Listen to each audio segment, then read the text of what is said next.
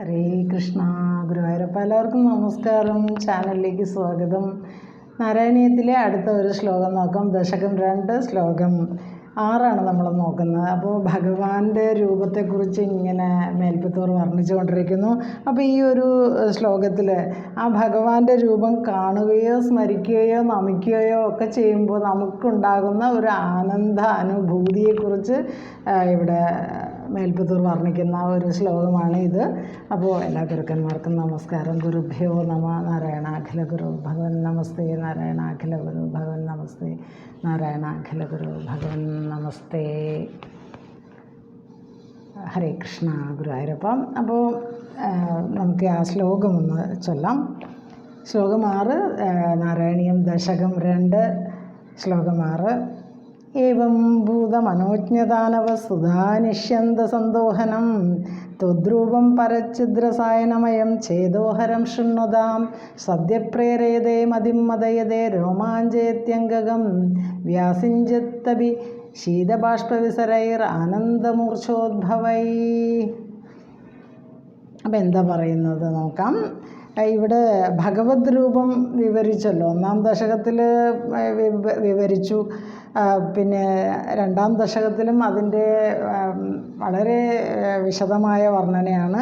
അപ്പോൾ ഇങ്ങനെ നല്ല ഒരു അമൃതാണ് ഭഗവാന്റെ ആ രൂപം എന്ന് പറയുന്നു. ആ നവസുധ എന്നാണ് പറയുന്നത്. ഭഗവാന്റെ രൂപത്തെ കാണുന്നതും ഒക്കെ തന്നെ ഒരു സുധ, അമൃതിന് തുല്യമാണ്. അതിൻ്റെ ഒരു ഒഴുക്ക്, ആ അമൃതിൻ്റെ ഒഴുക്കാണ് നമ്മൾ ആ രൂപത്തിൽ നിന്ന് നമുക്ക് ലഭിക്കുന്നത്. അതിനെ സന്തോഹനം ചെയ്യുക, കറന്നെടുക്കുക. പരച്ഛിദ്ര സായനമയവും ചേതോഹരവുമാണ്. വളരെ ചേതോഹരമാണ്, മനോഹരമാണ് ഭഗവാന്റെ രൂപമെന്നും പറയുന്നു. അപ്പോൾ അതിൻ്റെ വർണ്ണന കേൾക്കുന്നവരുടെ ബുദ്ധിയെ, അപ്പോൾ ആ വർണ്ണന കേൾക്കുന്നവരുടെ ബുദ്ധിയെ തന്നെ അത് ഉടനെ പ്രേരിപ്പിക്കുന്നു, മതിപ്പിക്കുന്നു. അതുപോലെ അംഗങ്ങളെ രോമാഞ്ചം കൊള്ളിക്കുന്നു, ആനന്ദമൂർച്ച ഉണ്ടാക്കുന്നു. ആ ഒരു ശീതഭാഷ്പത്തിൽ അതിനെ നനയ്ക്കുകയും ചെയ്യുന്നു എന്ന് പറയുന്നുണ്ട്. അപ്പോൾ ഇവിടെ ആ രൂപം, ഭഗവാന്റെ രൂപത്തെ സ്മരിക്കുകയോ കാണുകയോ ഒക്കെ ചെയ്യുമ്പോഴുള്ള ആനന്ദ അനുഭൂതിയെക്കുറിച്ചാണ് മേൽപ്പത്തൂർ ഇവിടെ വർണ്ണിക്കുന്നത്. അപ്പോൾ ഭഗവാന്റെ രൂപം എന്ന് പറയുന്നത് അത്രയും മനോഹരമാണെന്ന് പറയുമ്പോഴും അതൊരു ദോഹനമാണ്, അതൊരു പാല് കറക്കുന്നതിന് തുല്യമാണെന്ന്. ഭഗവത് രൂപം കറന്നാൽ കിട്ടുന്നത് പാല് എന്ന് പറയുന്നത് അമൃതിൻ്റെ പ്രവാഹമാണ്. ഇപ്പോൾ നമ്മൾ പശുവിനെ കറക്കുമ്പോൾ പാല് ലഭിക്കുന്നു എന്ന് പറയുന്ന പോലെ ഭഗവാന്റെ രൂപത്തെ ദോഹനം ചെയ്യുക എന്നാണ് ഇവിടെ പറഞ്ഞിരിക്കുന്നത്. അപ്പോൾ കിട്ടുന്നത് അമൃതാണ്, അമൃതിൻ്റെ പ്രവാഹമാണ് എന്ന് പറയുന്നുണ്ട്. അപ്പോൾ ഇതിൽ ആ വാക്കുകളുടെ അർത്ഥം നോക്കാം. ഒന്നും കൂടെ ആ ശ്ലോകം ചൊല്ലിയിട്ട് ആവാക്കാം. ഏവം ഭൂതമനോജ്ഞ താനവസുധാനിഷ്യന്ത സന്തോഹനം ത്വദ്രൂപം പരച്ഛിദ്രസായനമയം ചേതോഹരം ശൃണ്വതാം സദ്യപ്രേരയതേ മതിം മദയതേ രോമാഞ്ചയത്യംഗകം വ്യാസിഞ്ചത്യപി ശീതബാഷ്പവിസരൈരാനന്ദമൂർച്ഛോദ്ഭവൈ. എന്താണ് ആ വാക്കുകളുടെ അർത്ഥം നോക്കാം. ഏവം ഭൂതമനോജ്ഞ താനവ സുധാനിഷ്യന്ത സന്തോഹനം. ഏവം പ്രകാരം നവസുധാനിഷ്യന്ത സന്തോഹനം, നവസുധയുടെ സുധ അമൃതം ഒഴുക്കിനെ സന്തോഹനം ചെയ്യുന്നതും, സന്തോഹനം എന്ന് പറയുന്നുണ്ട്, സന്തോഹനം ചെയ്യുന്നതും പരച്ഛിദ്രസായനമയം ശ്രേഷ്ഠമായ ബ്രഹ്മാനന്ദ രൂപമായതും. ചേതോഹരം മനസ്സിനെ ഹരിക്കുന്നതും, മനസ്സിനെ തന്നെ ഹരിക്കുന്നത്, മനസ്സിനെ അത്രയ്ക്കും അല്ലെങ്കിൽ മനോഹരമായ എന്ന് പറയാം.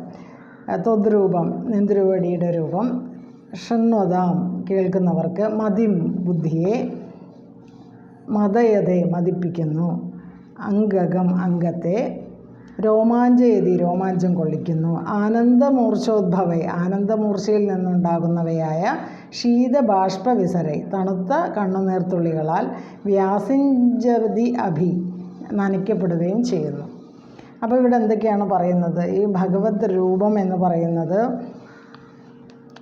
പിന്നെ ആ രൂപത്തെ ആ രൂപം പരച്ചിത്ത പരബ്രഹ്മ രൂപം തന്നെയാണ്. നാവിൽ വെച്ച് അലിച്ചിറക്കാൻ പറ്റുന്ന ഒരു ഔഷധമാണ്, ആ ഒരു രസായനമാണ് എന്ന് പറയുന്നു ഭഗവാന്റെ രൂപം. പിന്നെ പറയുന്നുണ്ട് ചൈതന്യത്തെ ആസ്വദിക്കത്തക്ക രീതിയിലാണ് ഭഗവാന്റെ രൂപം. അപ്പോൾ ഈ ഗുരുവായൂരപ്പൻ്റെ രൂപം തന്നെ ബ്രഹ്മചൈതന്യത്തെ ആസ്വദിക്കാൻ പറ്റുന്ന നിലയിലാണ് നമുക്കത് കാണാൻ കഴിയുന്നത്.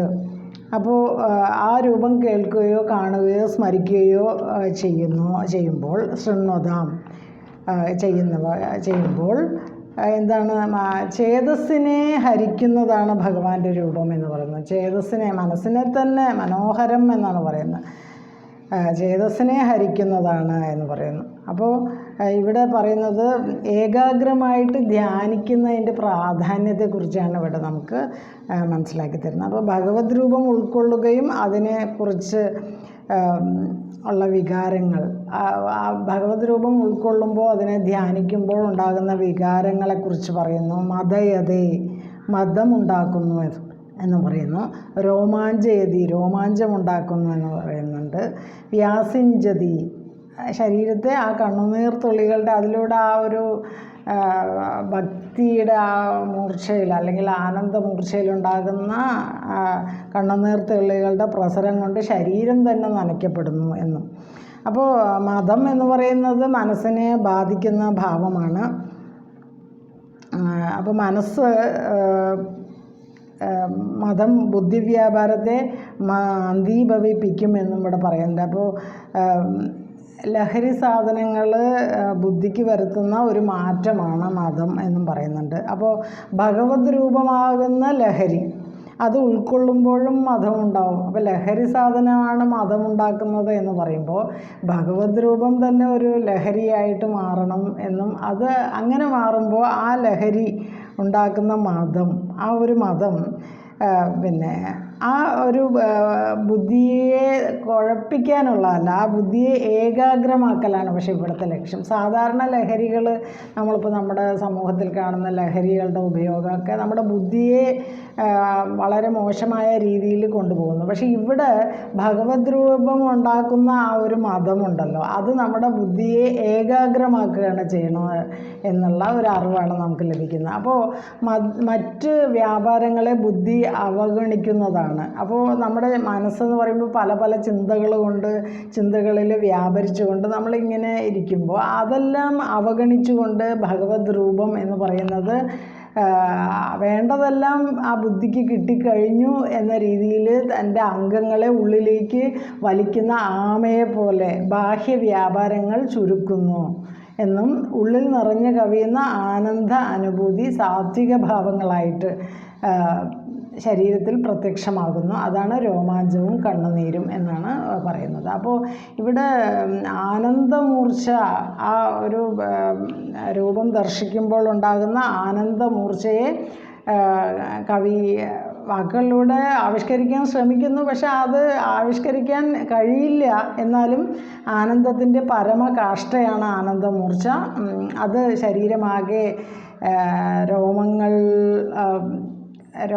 ശരീരം സദാ കൊണ്ടു നടക്കുന്നതാണ് രോമങ്ങൾ. എന്നാൽ അത് ഉണരുന്നത് അപൂർവമായിട്ടുള്ള അവസരങ്ങളിൽ മാത്രമാണ്. രോമാഞ്ചമുണ്ടായി എന്നൊക്കെ നമ്മൾ പറയില്ലേ, അപ്പോൾ വല്ലപ്പോഴും മാത്രമാണ്. അതുകൊണ്ട് അത് എപ്പോഴാണ് അതുണ്ടാവുക എന്ന് പറയുമ്പോൾ അത്രയും പരമമായിട്ടുള്ള ആനന്ദം ഒക്കെ ഉണ്ടാകുമ്പോഴാണ് ആ രോമാഞ്ചം ഉണ്ടാകുന്നത്. അപ്പോൾ ഭക്തന് രോമഹർഷമുണ്ടാകും എന്നും, ആനന്ദാശ്രുക്കൾ കവിഞ്ഞൊഴുകിയിട്ട് ശരീരമാകെ കുളിർപ്പിക്കും എന്നും, സാധാരണ കണ്ണുനീരിന് ഇളം ചൂടാണുള്ളത്, എന്നാൽ ആനന്ദബാഷ്പം എന്ന് പറയുന്നത് കുളിർ മഴയായിട്ട് പൊഴിയും എന്നും പറയുന്നുണ്ട്. അപ്പോൾ ഇത് ഒരു ക്ഷണികമായിട്ടുള്ള ഒരു അനുഭൂതി അല്ല എന്നും, ഭഗവത് രൂപം അപ്പോൾ നമ്മൾ കുറച്ച് സമയത്തേക്കാണ് ഇത് ഉള്ളത് എന്നല്ല, ഭഗവത് രൂപം എത്ര കാലം നമ്മുടെ ഉള്ളിൽ ഉറച്ചിരിക്കുന്നു അത്രത്തോളം ആ ഒരു ഭക്തന് ഈ ഒരു അനുഭവം തുടരും എന്നും പറയുന്നുണ്ട്. അപ്പോൾ നമ്മൾ ഈ കറുപ്പ്, പിന്നെ കഞ്ചാവ് എന്നൊക്കെ പറയുന്ന ലഹരി വസ്തുക്കൾ ചേർന്ന രസായനം ഭക്ഷിച്ച് ബുദ്ധിമാന്ദ്യം സംഭവിച്ച് ലഹരിക്ക് അധീനമായിട്ടുള്ള ഒരാളുകളെക്കുറിച്ചൊക്കെ നമ്മൾ ഇന്നിപ്പോൾ അത് സാധാരണമാണ്, അതിനെക്കുറിച്ചൊക്കെ കേൾക്കുന്നുണ്ട്. അപ്പോൾ ആ ഒരു അവസ്ഥ ആ ഒരു അവസ്ഥയല്ല, ഇത് ഭക്തി ലഹരിയാണ്.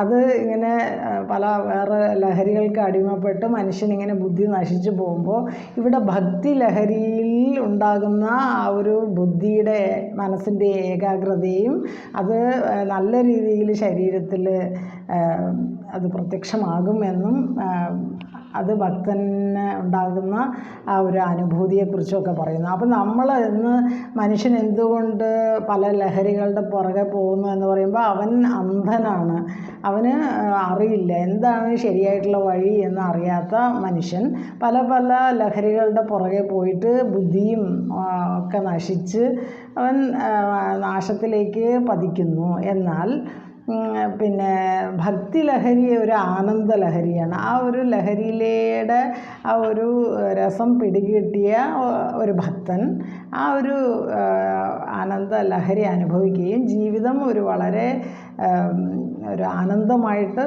കൊണ്ട് നടക്കാൻ ജീവിതം മുഴുവനും ആ ഒരു ഭക്തന് കഴിയും എന്നും നമുക്ക് പറഞ്ഞായിരുന്നു മേൽപ്പത്തൂർ. ഇപ്പോൾ മേൽപ്പത്തൂരിൻ്റെ ഈ ഒരു വളരെ അതിമനോഹരമായ ഈ ഒരു ശ്ലോകം ഒരിക്കൽ കൂടെ നമുക്ക് പാരായണം ചെയ്യാം. ദശകം 2 ഭഗവാന്റെ മഹത്വത്തെക്കുറിച്ച്, ഭഗവാനോടുള്ള ഭക്തിയുടെ അല്ലെങ്കിൽ ഭഗവാന്റെ ഭക്തിയുടെ മഹത്വത്തെക്കുറിച്ച് പറയുന്നു. ഭഗവത് രൂപത്തിൻ്റെ പ്രാധാന്യത്തെ, അത് ആ രൂപം ഏകാഗ്രമായിട്ട് ധ്യാനിക്കേണ്ടതിൻ്റെ കാര്യങ്ങളെക്കുറിച്ച് പറയുന്നു. അപ്പോൾ ദശകം 2 ശ്ലോകം 8 ഏവം ഭൂതമനോജ്ഞദാനവ സുധാനിഷ്യന്ത്യ സന്തോഹനം ത്വദ്രൂപം പരച്ഛിദ്രസായനമയം ചേതോഹരം ശൃണ്വതാം സദ്യപ്രേരയതേ മതിം മദയതേ രോമാഞ്ചയത്യംഗകം വ്യാസിഞ്ചന്തഭി ശീതബാഷ്പവിസരൈരാനന്ദമൂർച്ഛോദ്ഭവൈ. അപ്പോൾ ഇത്രയും ഭാഗം ഗുരുവായൂരപ്പന് സമർപ്പിക്കുന്നു. കായേന വാചാ മനസേന്ദ്രിയൈർവാ ബുദ്ധ്യാത്മനാ വാ പ്രകൃതേ സ്വഭാവാത് കരോമി യദ്യത് സകലം പരസ്മൈ നാരായണായേതി സമർപ്പയാമി. സർവം നാരായണായേതി സമർപ്പയാമി. ഓം തത്സത്. ഹരേ കൃഷ്ണ. ഗുരുവായൂരപ്പ സർവം ശ്രീകൃഷ്ണാർപ്പണമസ്തു. നന്ദി, നമസ്കാരം. വീണ്ടും അടുത്തൊരു വീഡിയോയിൽ കാണാം. ഓം തത്സത്. ഹരേ കൃഷ്ണ.